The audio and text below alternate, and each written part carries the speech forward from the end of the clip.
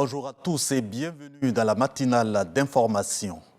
Cannes 2023, c'est aujourd'hui que débutent les huitièmes de finale avec à l'affiche un derby d'Afrique australe au stade de la Paix de Bouaké. L'Angola affronte la Namibie. Ici, au stade Félix Houphouët-Boigny d'Abidjan, choc Nigeria-Cameroun. Dimanche 28 janvier, deux rencontres Égypte-RDC, c'est-à-dire République démocratique du Congo et Guinée contre la Guinée équatoriale. C'est lundi que la Côte d'Ivoire entre en lice pour les huitièmes de finale. Les éléphants seront face aux Lions du Sénégal au stade Charles Kounabani de Yamoussoukro. Le Sénégal, oui. De Yamoussoukro, la Mauritanie croisera le fer avec le Cap-Vert au stade Félix Houphouët-Boigny. Les derniers matchs des huitièmes de finale opposeront mardi 30 janvier le Mali au Burkina Faso et le Maroc à l'Afrique du Sud. Le vice-président de la République était au Ghana hier, porteur d'un message du président ivoirien Alassane Ouattara à son homologue ghanéen Nana Akufo-Addo. Témoko Méliette Koné a été reçu par le chef de l'État ghanéen. Les deux personnalités ont évoqué l'importance de cette rencontre, baptisée les dialogues sur la prospérité en Afrique. Mahama Traoré pour les détails. Sur le tarmac du pavillon présidentiel de l'aéroport international de Kotoka d'Accra, Témoko Méliette Koné reçoit les honneurs militaires dus à son rang à sa descente d'avion. Le vice-président de la République est en terre ghanéenne pour une visite de travail de 48 heures. Motif principal, représenter le président Alassane Ouattara à l'édition 2024 du sommet présidentiel sur les dialogues sur la prospérité en Afrique qui se tiendra ce samedi dans la capitale ghanéenne. Avant de prendre ses quartiers à Accra, direction Jubilee House, dénomination du palais présidentiel du Ghana où l'attend le président Nana Akufo-Addo. Les premiers échanges sont des mots de gratitude à l'égard du chef de l'État ghanéen de la part de son homologue ivoirien. Je commencerai, Monsieur le Président, par vous transmettre les chaleureuses salutations fraternelles de son Excellence, Monsieur le Président Alassane Ouattara, votre frère, qui récemment vous a vu à ses côtés à la cérémonie d'ouverture de la Cannes 2023 à Abidjan et m'a demandé de continuer de vous remercier pour ce geste fraternel auquel il a attaché beaucoup d'importance et qui lui a apporté beaucoup de réconfort. Témoko Méliette Koné poursuit en décrivant l'importance qu'accorde le président Alassane Ouattara à ces dialogues sur la prospérité en Afrique. Ce sommet important sur l'avenir de l'Afrique est un sommet auquel il aurait bien voulu assister.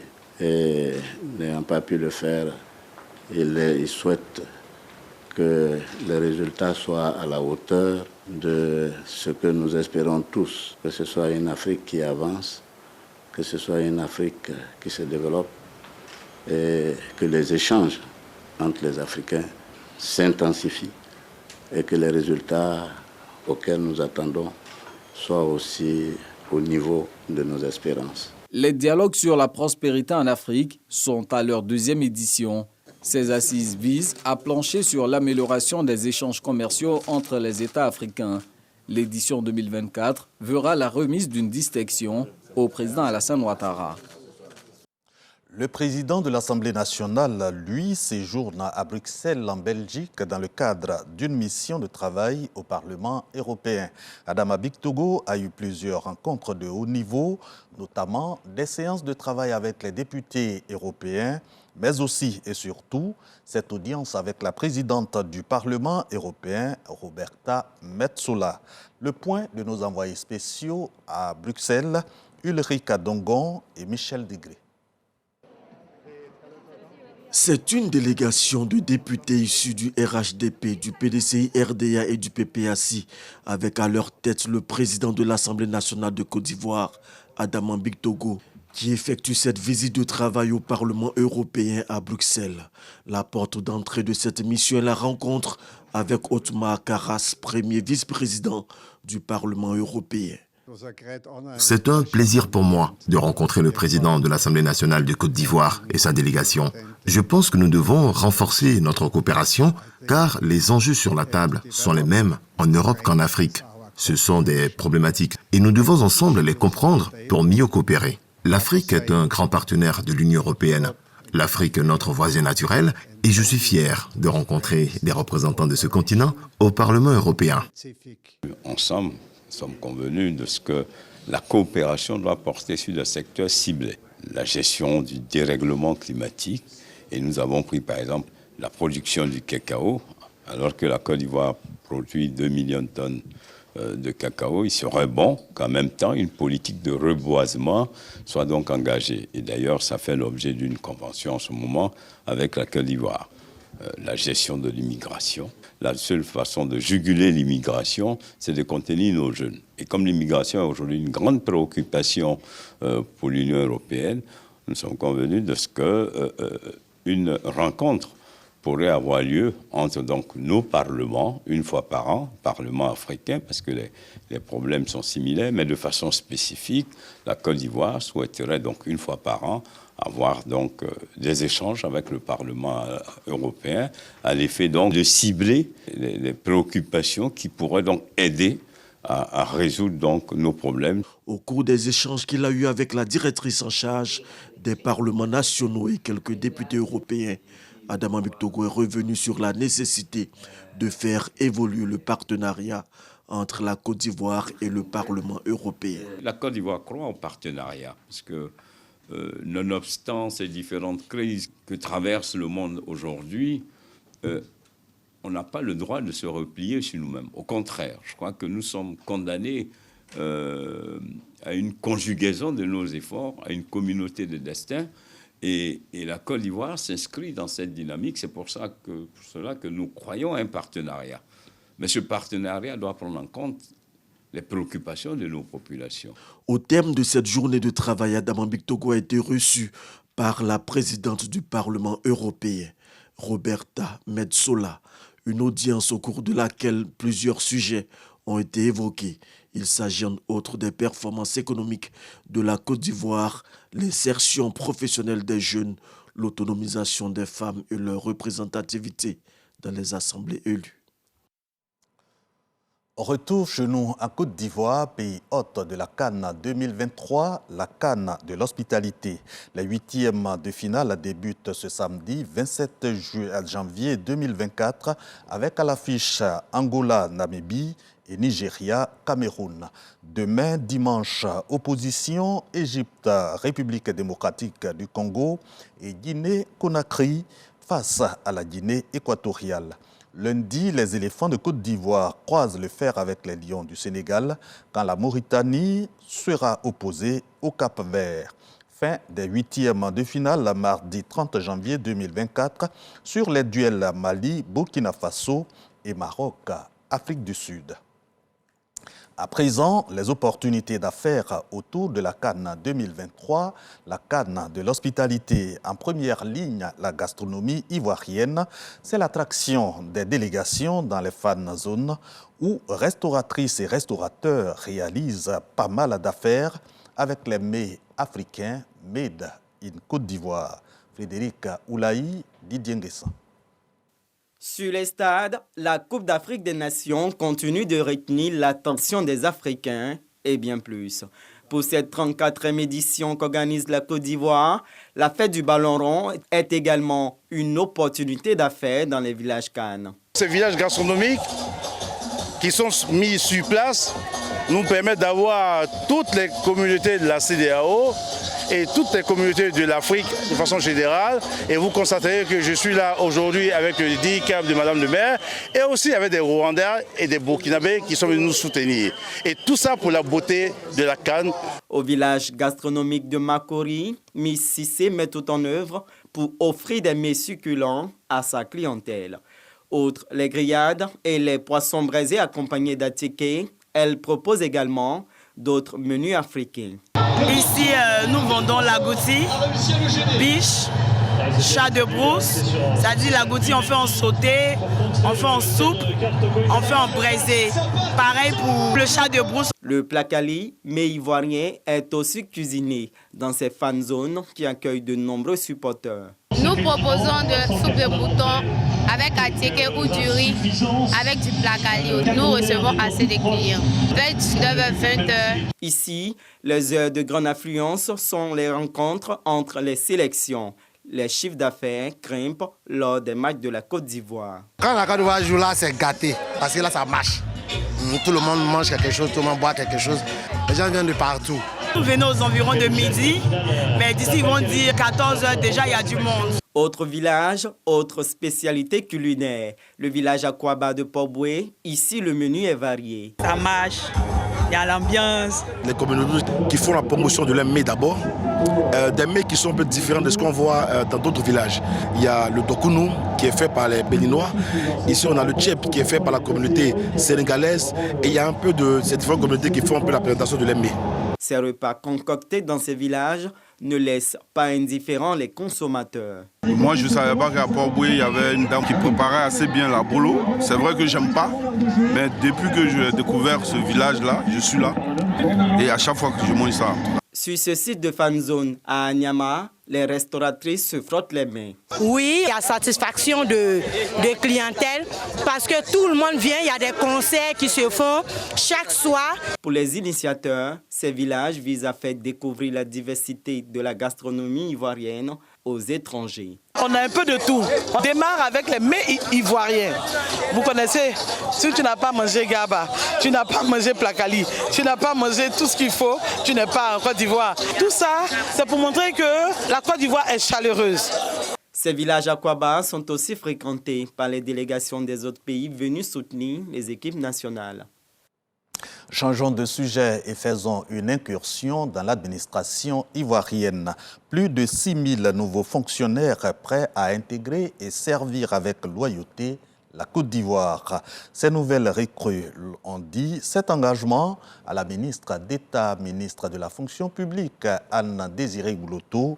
C'est à l'occasion de la remise à ces 6 000 nouveaux fonctionnaires leurs attestations de fin de formation. Témoin, Grace Kando.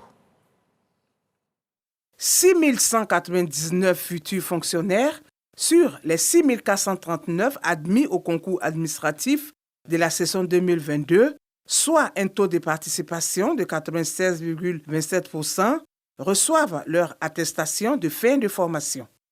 L'objectif est de permettre à ces nouveaux fonctionnaires d'acquérir les principes de base du fonctionnement des services publics. Les auditeurs, les formateurs ont salué votre participation active, votre esprit d'équipe et votre volonté constante de repousser les limites. Vous avez créé une communauté d'apprentissage dynamique où chaque voix a contribué à façonner l'expérience collective.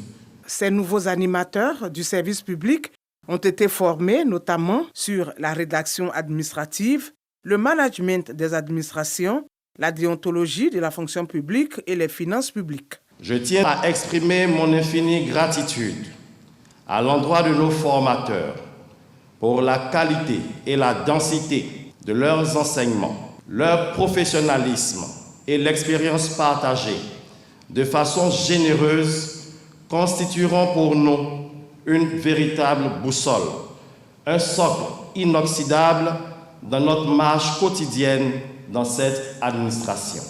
Le travail bien fait, la culture de l'excellence et la reconnaissance du mérite, autant de valeurs que la ministre d'État, Anne-Désiré Gouloto, invite les nouveaux fonctionnaires à cultiver. Votre entrée dans l'administration publique vous invite à la responsabilité, à l'intégrité et à l'efficacité. Cela implique que vous continuiez à apprendre, à vous ouvrir en permanence à la culture, à travailler encore et encore, toujours de façon active, dans la dignité et l'intégrité, pour pouvoir servir efficacement la République, pour mériter de la confiance de la hiérarchie et pour franchir les paliers successifs de la responsabilité. L'innovation majeure cette année au niveau de la formation a été l'introduction du module culture civique. Repos Garde à vous! Prêt aussi à poursuivre sa mission de service public, le ministère de l'Enseignement supérieur et de la Recherche scientifique. Un engagement décliné dans les perspectives 2024 de ce ministère qui a réalisé au titre de l'année 2023 un bilan non moins satisfaisant, teinté de construction d'infrastructures, de promulgation de lois et d'ouverture de nouvelles universités. Entre réformes, construction d'infrastructures et promulgation de lois relatives à l'enseignement supérieur, on peut dire que 2023 a été une année positive pour le ministère de l'Enseignement supérieur et la Recherche scientifique. Les réformes, notre sous-secteur en a connu beaucoup. D'abord, la matrice des réformes, c'est la nouvelle loi sur l'enseignement supérieur, la recherche et l'innovation qui a été promulguée en mai 2023. Il y a eu le décret de création des écoles doctorales, le décret de création de l'Agence nationale d'assurance qualité de l'enseignement supérieur et de la recherche. Face aux différents acteurs de son ministère, le professeur Adama Diawara est revenu sur la pléthore d'infrastructures universitaires qui ont ouvert leurs portes en 2023. En termes de réalisation d'infrastructures, il y en a eu beaucoup. La première, c'est la réalisation de la phase 1 de l'université de Bondoukou qui a donc ouvert ses portes avec la première cohorte d'étudiants. Il y a l'achèvement de la phase 1 de l'université de San Pedro. Et ensuite, il y a les projets d'investissement public qui ont conduit à l'extension des universités anciennes. Et également, nous avons un certain nombre de projets qui ont été financés soit dans le cadre du contrat de désendettement et de développement, le CDD, soit dans le cadre du prêt souverain. Concernant les transferts sociaux, le nombre d'aides financières apportées aux étudiants de Côte d'Ivoire s'est accru. Il y a 85 644 bourses et secours financiers Côte d'Ivoire et hors Côte d'Ivoire qui ont été attribués aux étudiants. Il y a eu également cette bibliothèque numérique qui porte le nom du chef de l'État. Une bibliothèque numérique qui permet aux étudiants d'avoir accès à 96 000 ouvrages numériques. Et cela part du niveau licence 1 jusqu'au niveau doctorat. Si l'année académique 2023 a tenu toutes ses promesses, 2024 promet d'élargir les actions avec une plus-value. À côté de l'enseignement supérieur, il y a également la recherche et l'innovation. À ce niveau également, le professeur Adama Diawara promet travailler de sorte à ce que ce sous-secteur prenne son envol. Voilà un reportage signé Sephora Zegui. Pour en finir avec l'actualité nationale, la CAN 2023, les 8e de finale débutent aujourd'hui, samedi 27 janvier 2024, à l'affiche Angola-Namibie au stade de la paix de Bouaké, Nigeria-Cameroun au stade Félix Houphouët-Boigny d'Abidjan. À l'étranger, les décisions de la Cour internationale de justice ne semblent pas solutionner la guerre Israël-Hamas, les civils toujours bombardés dans la bande de Gaza. Et pourtant, scène de joie en Afrique du Sud après la décision de la Cour internationale de justice. L'Afrique du Sud, il faut le savoir, est le pays auteur de la saisine de la juridiction sur la guerre Israël-Hamas. C'est la fin de ce journal. L'info revient à 10 h. Très bonne journée sur RTI 1.